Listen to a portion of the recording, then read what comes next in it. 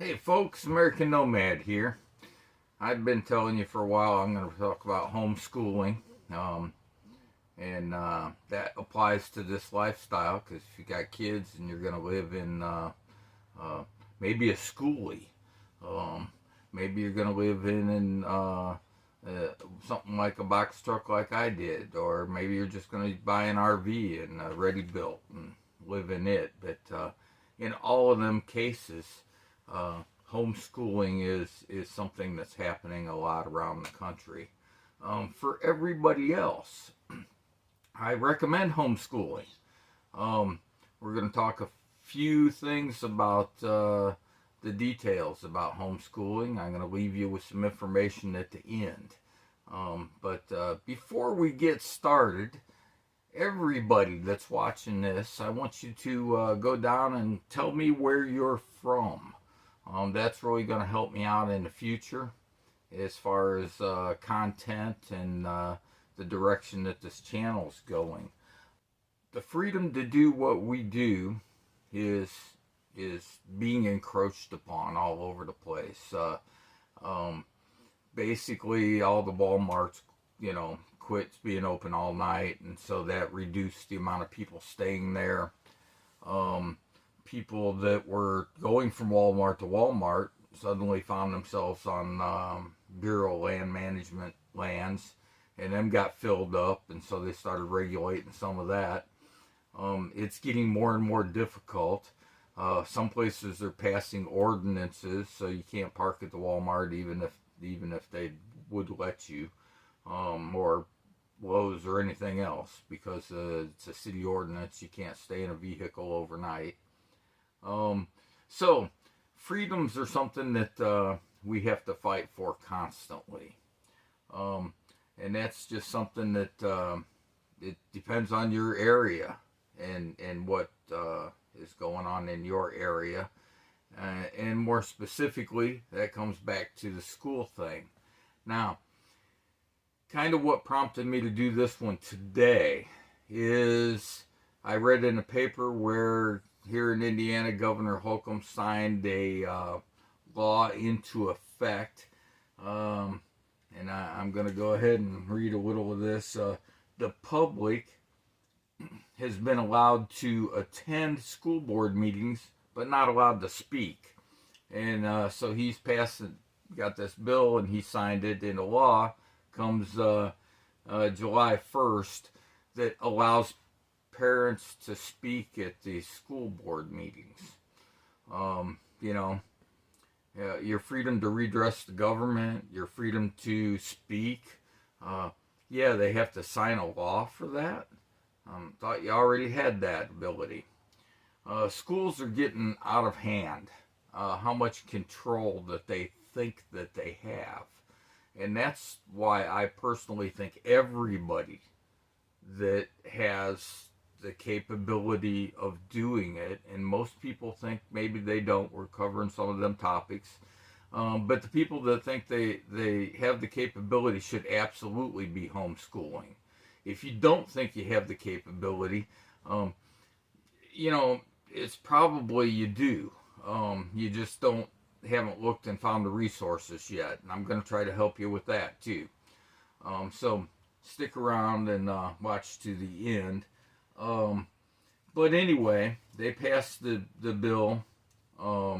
They were going to include meetings, city council meetings, stuff like that, any kind of meetings, but they determined that that wasn't really reasonable, so they stuck to just the school board meetings. So take what you want from that. Now, let me just say something about politicians. I don't care if you're right, I don't care if you're left. There's only two sides in this country. It's we the people and them the government. And politicians are crazy people that sit in a room and make things up.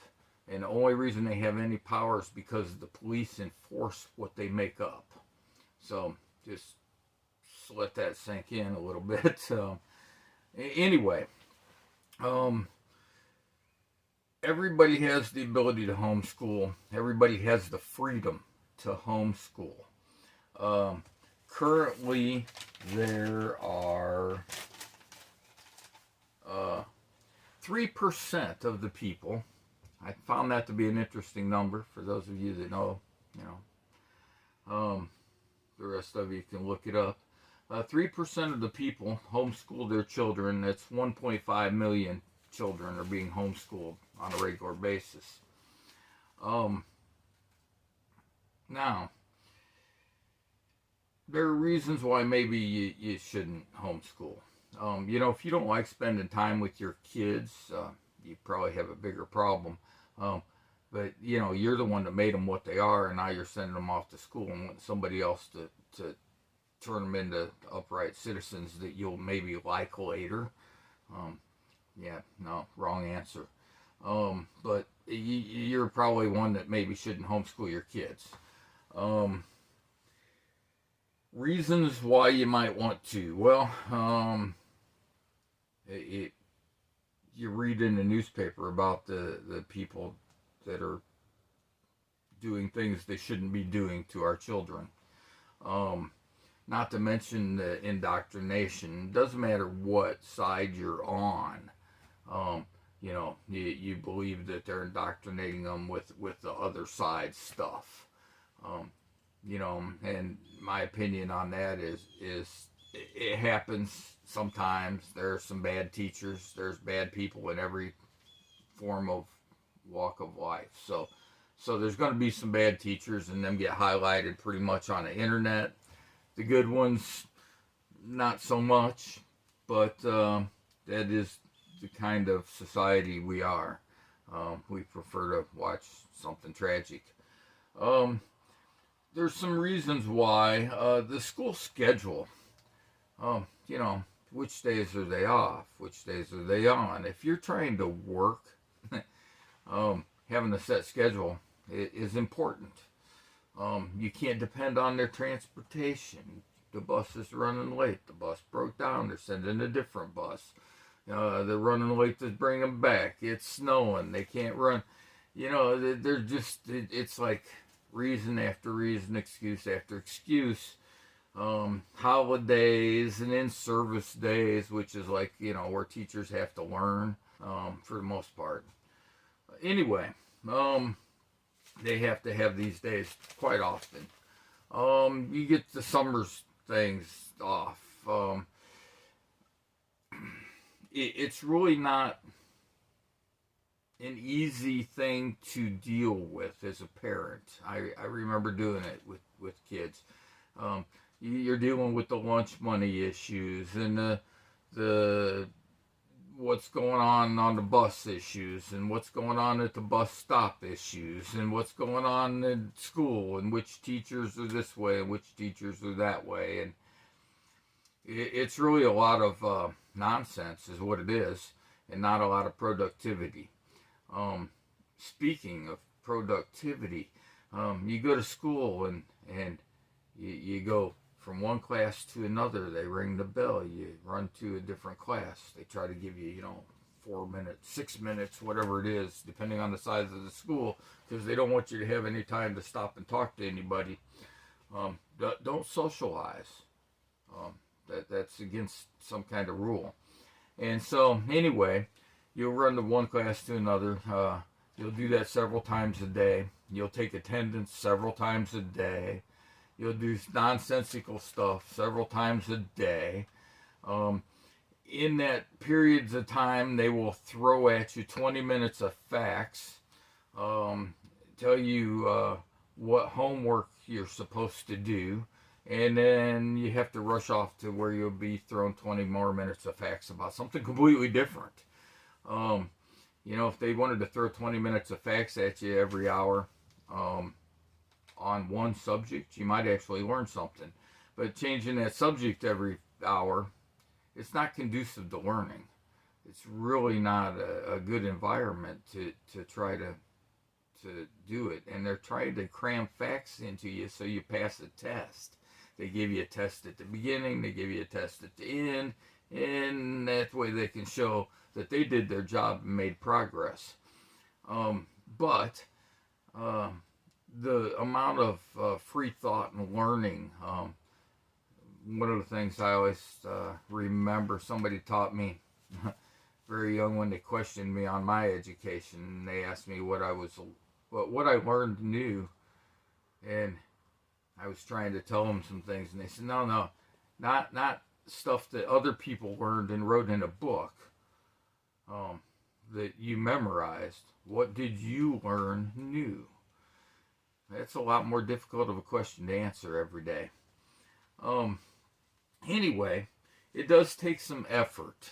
It takes a lot of effort to put your kids in school, have them at the buses, have their stuff prepared. You're doing their homework with them in the evening. It takes a lot of time and effort. And quite frankly, homeschooling, I had one in school and one that I homeschooled for a few years, and homeschooling was easier than school as far as how much effort, how many times I had to pick somebody up and drop somebody off, and how many times, it was just a lot easier scheduling wise. I could do it, I could schedule my work and then schedule the schooling around my schedule rather than around scheduling my work and trying to make my lifestyle around what the teacher wants. Half the time they had distance learning in the last year or so. And you don't know, they may do that to you again. So then you're rearranging your schedule again.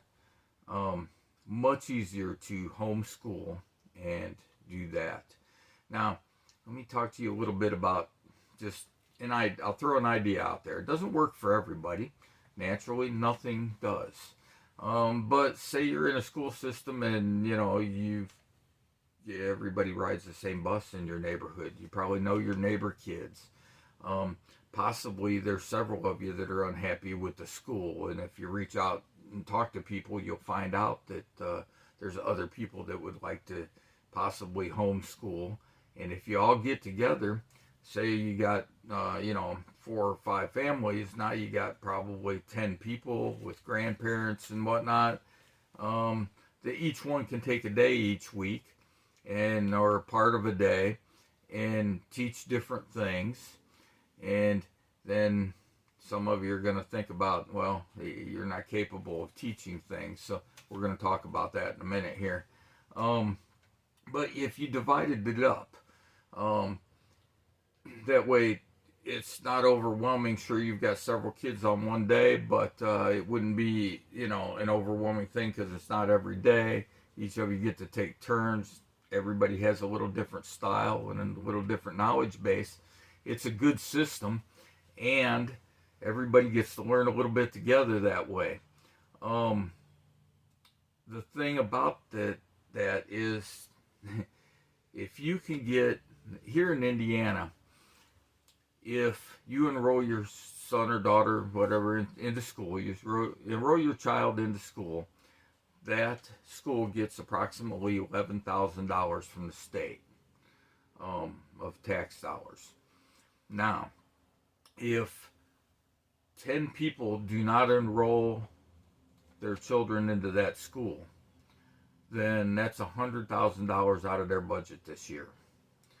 $100,000 that'd probably be wasted on stuff they don't need, and they can concentrate a little more on what they're supposed to be doing maybe. Changes can be made. This benefits the people that are going to school as well. Changes can be made.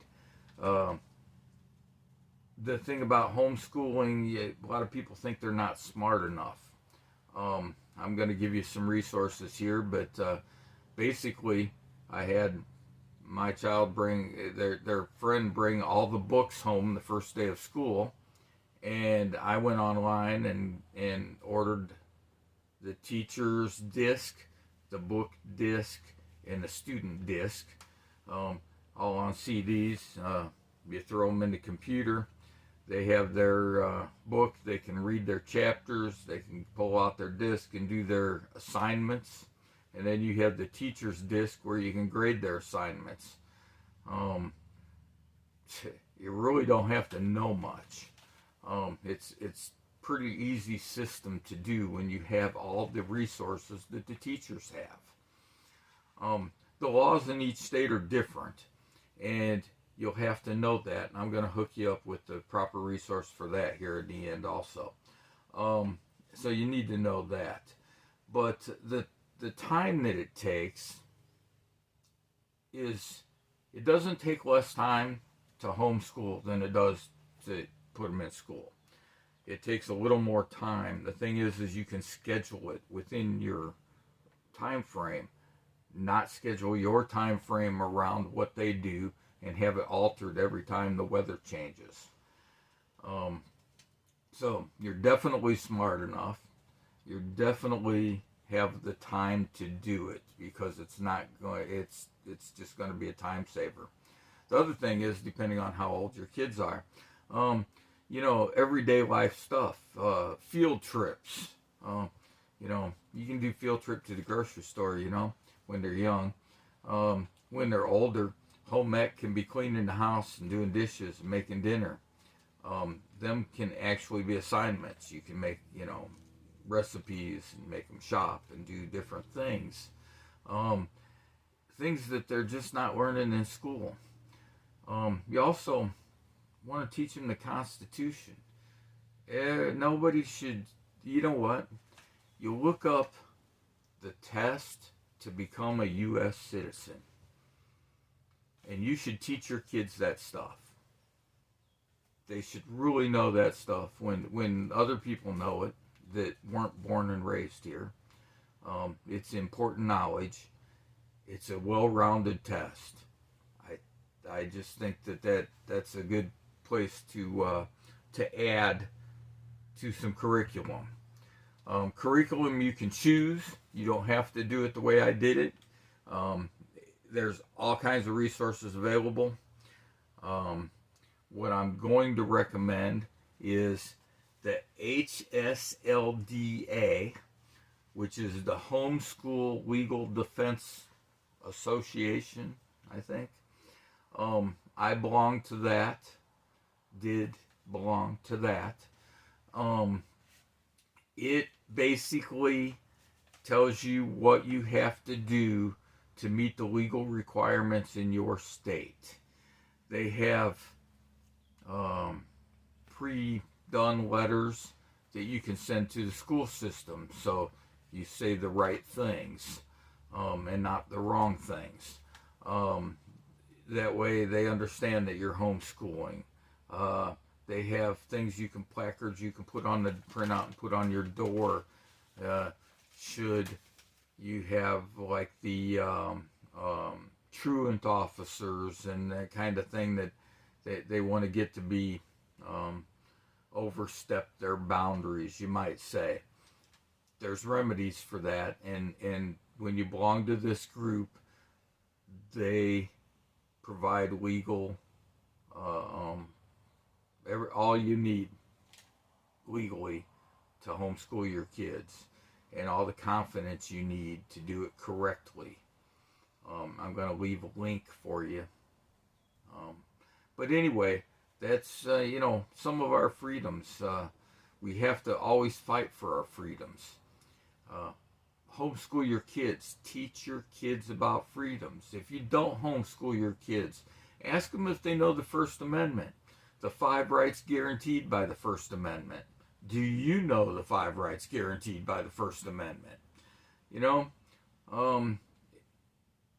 The people in our government that swore an oath to defend our Constitution, ask them. They don't know the 5 rights to the Constitution. If the people don't know it, and the people that are sworn to protect it don't know it, then it doesn't exist. So I just want to get on you about this. You need to teach your kids. You need to be involved in your kids' life, because you don't know what kind of crap other people are going to teach them. Not to mention the other harmful things that happen in schools. The social aspect. Everybody's going to say, oh, they don't get to socialize. Sure, they get to socialize. Just a story of my own experience. Um, because of the scheduling that we wanted to do, my son was of age where he could get a job, and because he was not in school and he was homeschooled, he was able to go to work at McDonald's very early in the morning, about 6 a.m. And he would work in the morning and be off by noon and come home, and he would sit down in front of the computer and do all his homework assignments and classes. And we didn't do 20 minutes of this and that. We concentrated more like one day was English and one day was social studies, and one day adding to that with going to the park and jogging for gym, doing other activities, volunteering at the library. There were all kinds of things that he did, but the thing was he had his work done, his homework done. He had gone to his job and made some money, and when his friends were getting off the bus, he was capable of socializing when they had to go home and do their homework. So the social aspect isn't a consideration. There are things where you may say, well, I want him on a football team. Okay. I want them to do this or that. Well, music lessons, you can get people to do music lessons. It's a little harder if you want to be in an orchestra or a band, to find somebody. The same way with acting and being in plays. Schools provide a lot of wonderful things. The thing is, more and more people homeschool, the more they're going to open up some of them activities. And some schools will, if you ask them. If your son's a great football player, they're going to let homeschool people on the team. That's all there is to it. If they're really great at what they do, they'll probably make an exception. So that's something that can be worked out also. Don't think that they can't participate in extracurricular activities, because that's what they are. They're extracurricular. They're not actually school activities. So you have to check around and find out that they can participate in them activities. They may not be school activities, but there are places that have theaters, towns and cities that have their own theaters they can participate in. There are naturally music teachers all over, and there's resources where they can learn what's out there, which bands, other people to practice with. The resources are out there. Once you start, it snowballs, and you're going to find all kinds of things and all kinds of people that are willing to help you succeed. And that's the thing, is all your friends and relatives want you to be successful, so they're all going to help. So get out there and give it a go. Homeschool your kids. Teach them right from wrong. Teach them their freedoms, their liberties, and teach them some history. We got some history coming up, something you probably didn't, some things you probably don't know about. And thanks to Holcomb for reaffirming the law that we have the right to redress our government and freedom of speech. Hey, woo, love it. Anyway, be sure to like, be sure to share. This one in particular, a lot of my audience is a little older, but encourage your kids and your grandkids to get involved in their education. If they can't homeschool for some reason, have them go to the school board meetings. Have them ask these people questions. Find out if they know what they're doing. It's important. Your kids are important. They're important to me. They ought to be important to you.